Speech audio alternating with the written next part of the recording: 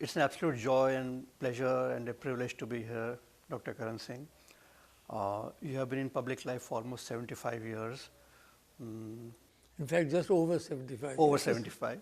A veteran politician, diplomat, eminent author, and of course, regent and Sadr-i-Riyasat, and then governor of Jammu and Kashmir. So that's the starting point of my interaction. What is the way forward in Kashmir now?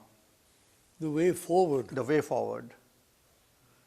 I wonder what you mean by the way forward.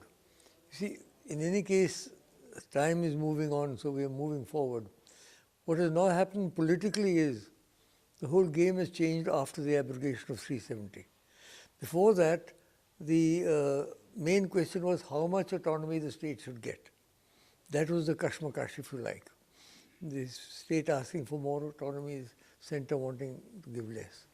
With this, the whole thing has now changed. No question of autonomy arises now. The state has become, in fact, not even a full-fledged state. And that is something that is not acceptable. We've been actually demoted, if you like, to union territory. We were the माथा of Hindustan. आप तो मुकुट हैं हिंदुस्तान के, यही कहते हैं ना. अब तो मुकुट छोड़ के ना हिमाचल और हरियाणा से भी नीचे आ गए हैं. So that is something which has to be remedied, and I'm sure the government of India will do it as soon as possible. So you would want the statehood to be restored? Definitely, a full statehood. No ifs and buts, proper statehood. If you say you're going to integrate it, it must be like Odisha or like Assam or like any other state then. Would that resolve the fundamental issues of the state? The fundamental issues, you see, just a minute. Along with statehood, what we want are domiciliary laws, like they have in Himachal, where everybody can't buy land in Himachal. So these are domiciliary laws under sections 271, 72. There are more sections than that, 370, sorry. So that is one thing. As far as the problems are concerned, we've had an election at last, after what, 10 years. And it was a very interesting election. It threw up a very, very clear mandate. All 29 Hindu seats went to the BJP, and vast majority of the Muslim seats went to the National Conference. So that was expected. That reflects the binary character of the state. Ever since my ancestors founded the state in 1846, and we ruled for 100 years, this situation was always there. The only difference was then the Dogras were in command, and the Muslims were, as it were, little number two. Now the situation changed after 1947. The Muslims became predominant and the Hindus remained a little down. So this is the point, how to get a balance between Kashmir and Jammu. Developmental balance, financial balance, political balance. I read in your autobiography that decades ago you gave a proposal, it was a public proposal. You remember that? Yes, I remember that. I read it here. And says that Ladakh should be made into a centrally administered territory. Which has now become. Which has now become. And Jammu should be merged with Himachal, and Kashmir should exist as a That was a very revolutionary suggestion. And everybody jumped down my throat, everybody. The Kashmiris, the Dogras, the government of India. But it was there, I put it on the table. Is it still there? I don't think it's there now, no. Because now you see there's a great difference. Jammu has also developed a great deal now. At that time, Jammu was much more backward than it is today. Today, Jammu has its own personality. I don't think it would like to be merged with any other state now. But उस वक्त की बात जो मैं कह रहा था, at that time, it was a revolutionary suggestion and a very bold one because I stuck my neck out. But my shoulders are broad enough, man. Whatever I have, I should put on the table. So do you have any such radical suggestion on the table now? I don't think so.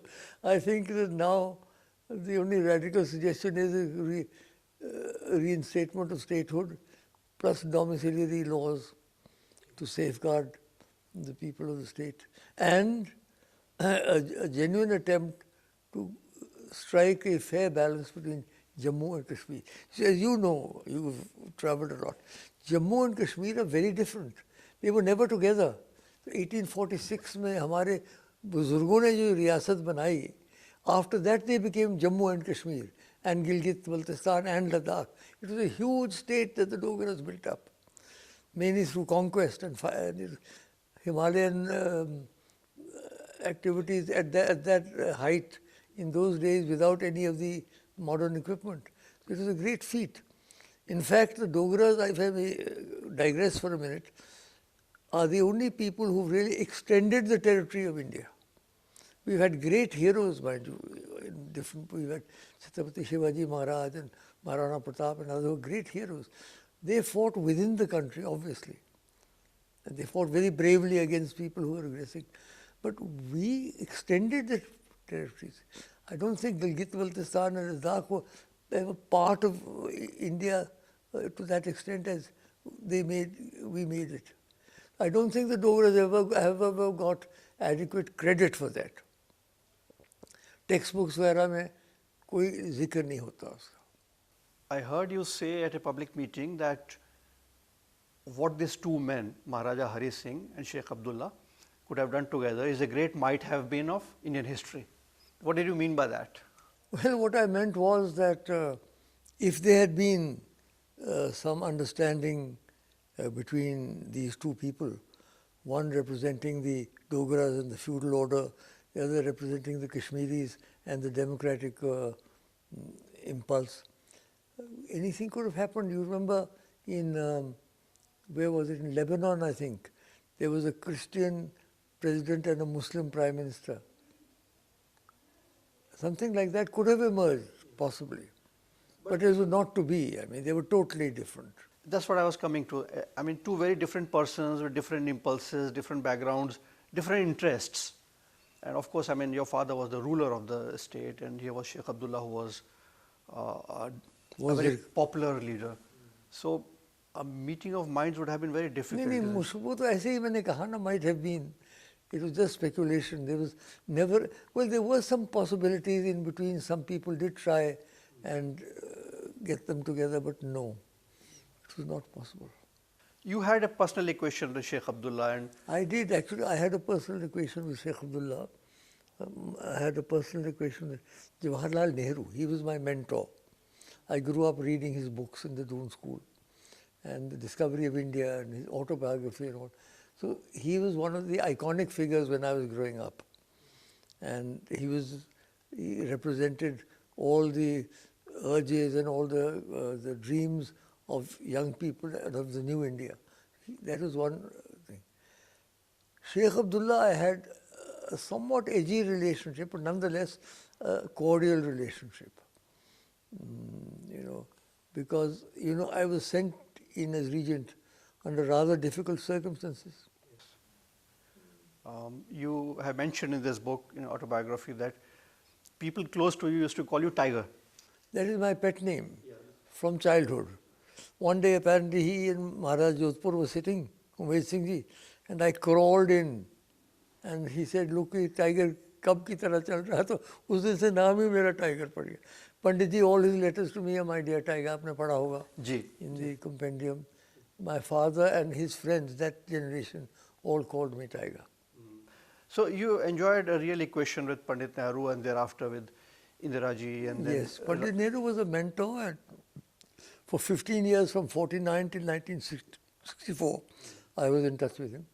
Then Indira Gandhi, of course, was closer to me in age.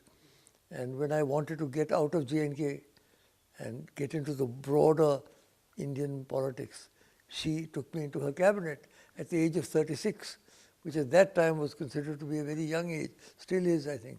Yes. And I was with her for 10 years in the cabinet.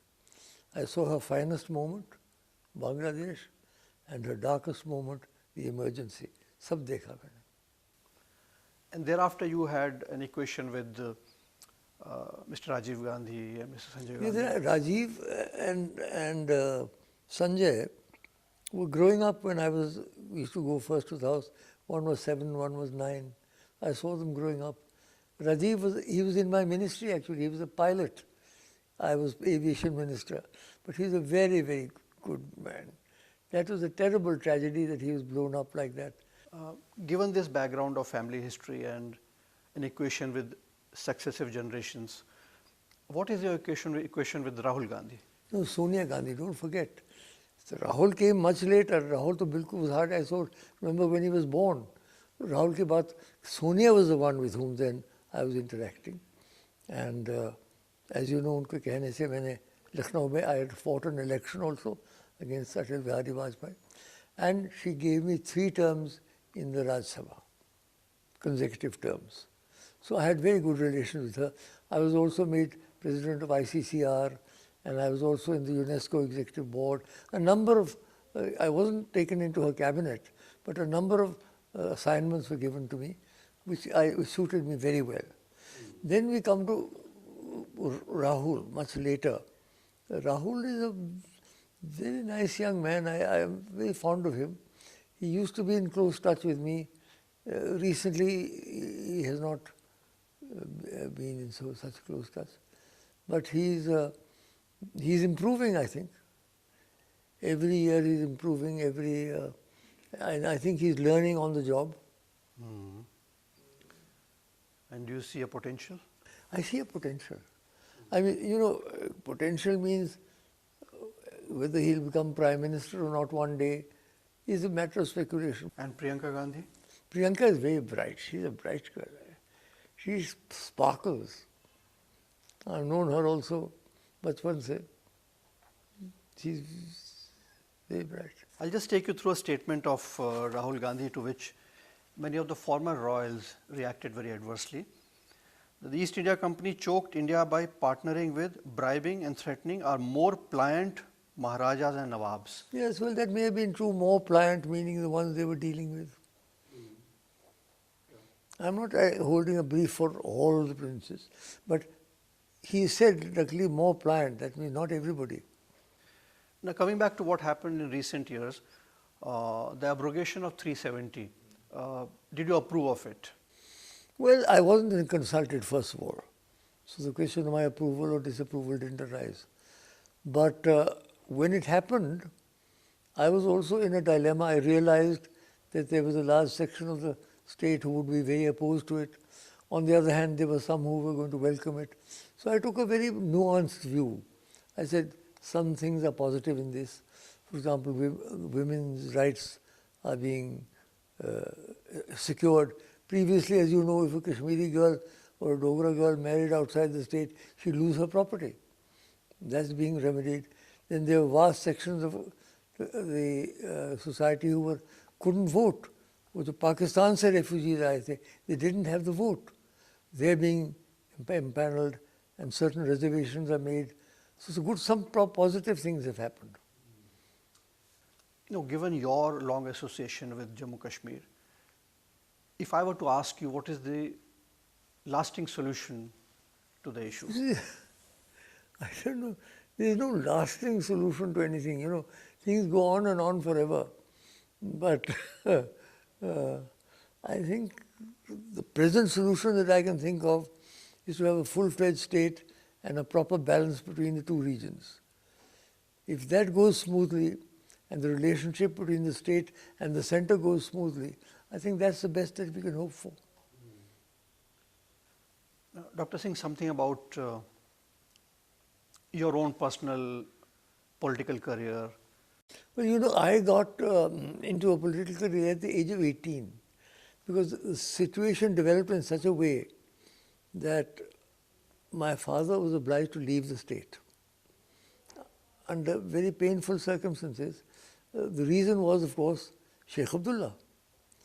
And why was Sheikh Abdullah? Because we had gone to that United Nations and had gone and agreed to a plebiscite. Maybe we needn't have gone to the United Nations. In fact, I don't think we need have gone. One of the few mistakes, if I may say so, that Panditji made. I think Lord Mountbatten was the one who pushed him into that. And so there was, then Sheikh Abdullah had his anti-Dogra sort of terribly strong anti-Dogra feeling all his life. So finally he went to Panditji and said, I cannot win the election as long as Maharaja Hari Singh is in the state.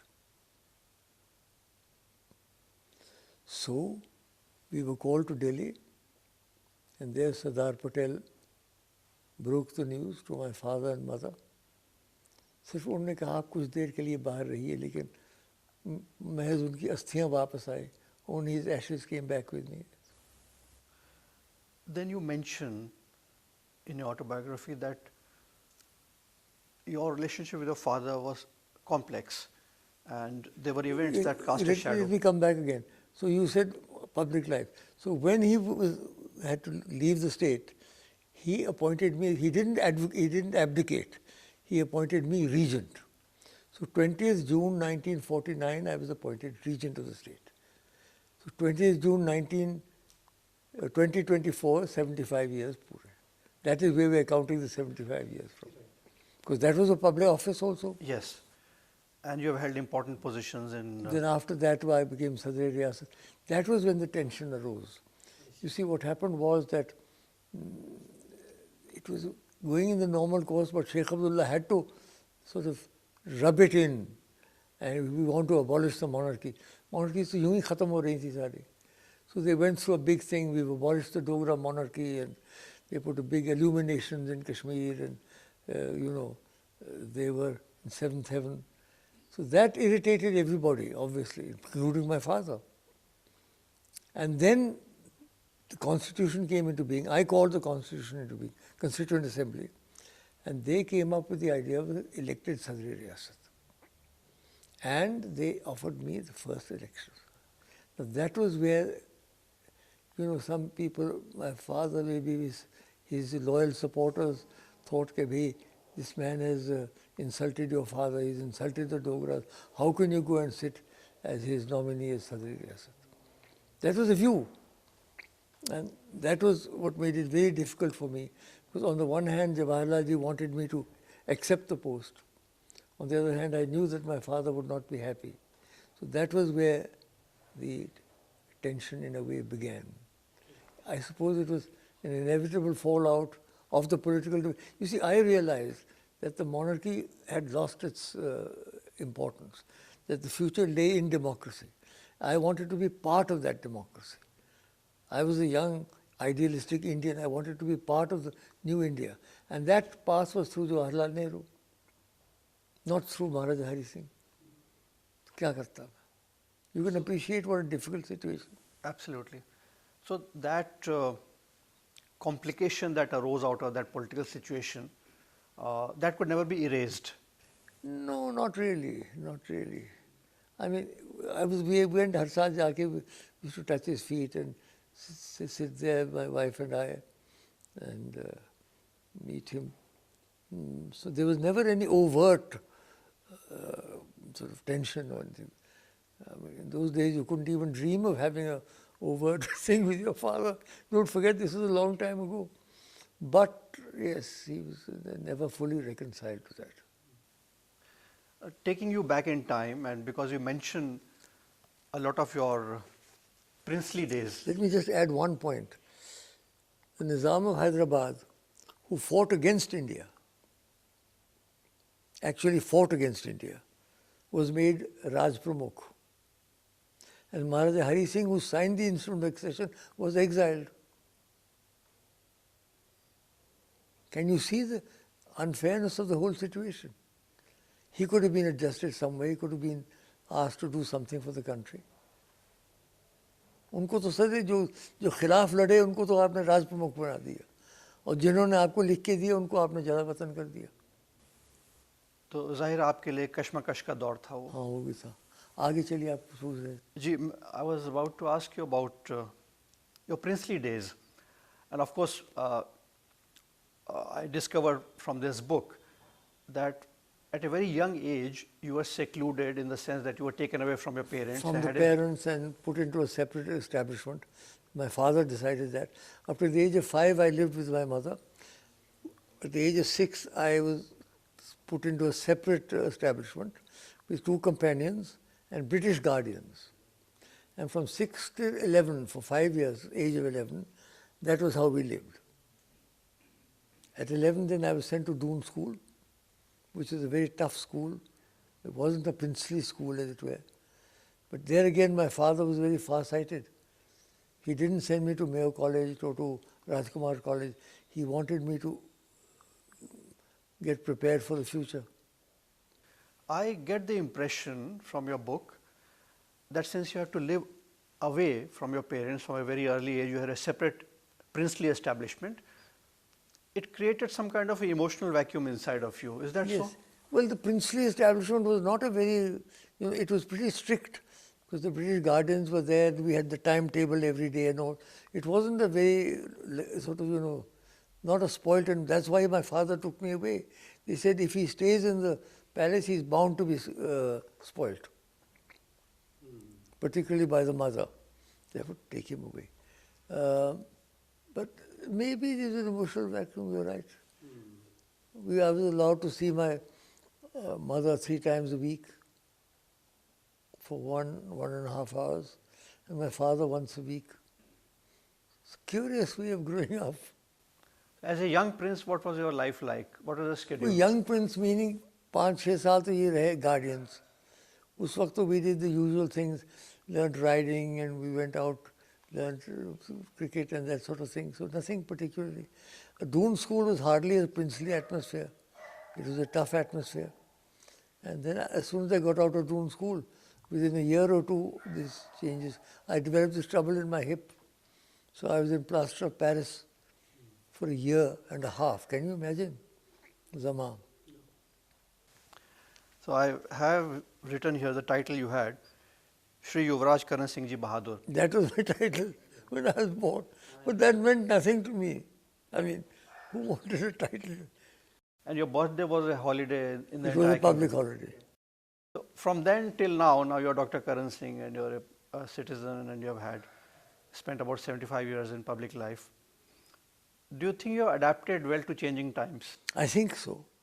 In fact, not only did I adapt well to changing times, if I may say so, my historical achievement has been spearheading the transition from feudalism to democracy.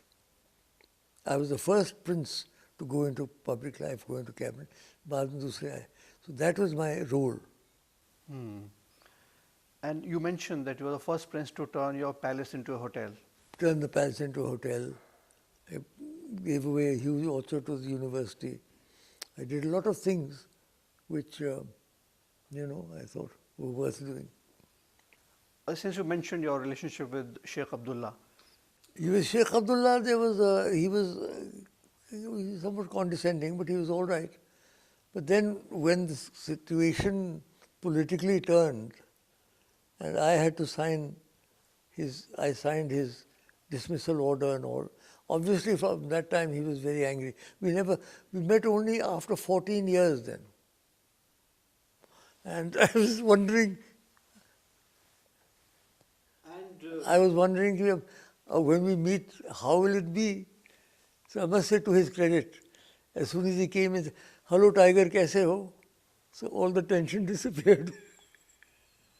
And then the next 2 generations, Farooq Abdullah and Omar Abdullah. Farooq I have very good relations with. In fact, Farooq was responsible to get me back into politics. I see. When I lost after my 4 elections that I won from Udhampur, मैंने बेवकूफ़ी तो हर एक पे होती है, तो मैंने बेवकूफ़ी की. I changed my constituency, went to Jammu and lost. So after that I really gave up politics. I was out of politics for 12 years. My wife and I traveled around the world. We did lots of other interesting things. Farooq Abdullah came into that room, दूसरे कमरे where you met me. My wife and I and my son Ajaz Shatru were sitting there. And Sheikh Abdullah said to me, मैं इसको कहता हूँ, जैसे उनका जो कहने का तरीका है, referring to me, मैं इसको कहता हूँ कि सेंट्रल हॉल में ये नहीं आता है. मैंने कहा, शेख साहब मैं तो एक्स MP के रूप में सेंट्रल हॉल में नहीं जाए. आप क्यों कह रहे हैं एक्स MP? हम आपको MP बनाएंगे बस. आप हमें बेटा दे दीजिए. I gave my son to Ajaz Shatru to him. And lo and behold, the next time he got me elected to parliament. He got me back into politics. उसके बाद जितना कुछ मैंने किया, write all the ending in 3 terms in Rajya Sabha, thanks to Farooq Abdullah. And what's your opinion of Omar Abdullah? Umar is a very balanced young man. Sheikh Farooq साहब तो बड़े round की आदमी है ना, रंगीले आदमी है.